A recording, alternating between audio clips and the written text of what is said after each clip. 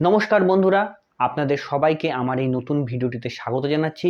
আজকের এই ভিডিওটিতে আমরা দেখব স্টক মার্কেট কি এবং শেয়ার মার্কেট সম্পর্কে একটি সম্পূর্ণ গাইড। আপনি যদি বিগিনার হন, অর্থাৎ আপনি যদি স্টক মার্কেটে একেবারে নতুন, তাহলে এই ভিডিওটি আপনার জন্য। চলুন শুরু করা যাক। স্টক মার্কেট হচ্ছে এমন একটা প্ল্যাটফর্ম যেখানে শেয়ার কেনা বেচা হয়। আর যখনই আপনি কোনো শেয়ার কিনবেন, সাথে সাথে আপনি সেই কোম্পানির অংশীদার হয়ে যাবেন। এই শেয়ারের দাম ওঠানামার ওপরেই নির্ভর করে আপনার লাভ ও লোকসানের পরিমাণ। শেয়ার মার্কেট দুটি ভাগে বিভক্ত, একটা হচ্ছে প্রাইমারি মার্কেট আর অন্যটি হচ্ছে সেকেন্ডারি মার্কেট। প্রাইমারি মার্কেট হচ্ছে সেই প্ল্যাটফর্ম যেখানে কোম্পানিগুলো প্রথমবারের মতো তাদের শেয়ার ইস্যু করে। এগুলোকে আমরা আইপিও বলে চিনি। এই আইপিও বেচার মাধ্যমে কোম্পানিগুলো তাদের অংশীদারিত্ব বিক্রি করে এবং মার্কেট থেকে মূলধন সংগ্রহ করে।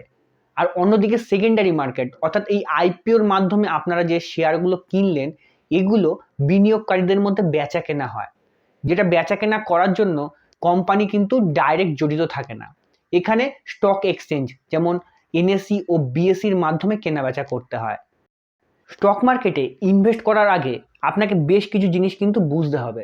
প্রথমেই আপনি যে কোম্পানিতে ইনভেস্ট করতে যাচ্ছেন তার ভবিষ্যৎ সম্ভাবনা দেখুন, তার মার্কেট গ্রোথ, তার মার্কেট ক্যাপিটাল এবং তার ব্যবসার মডেলটা লক্ষ্য করুন। এবার আসছে রিস্ক ম্যানেজমেন্ট। আপনাকে অবশ্যই রিস্ক ম্যানেজমেন্ট করে চলতে হবে।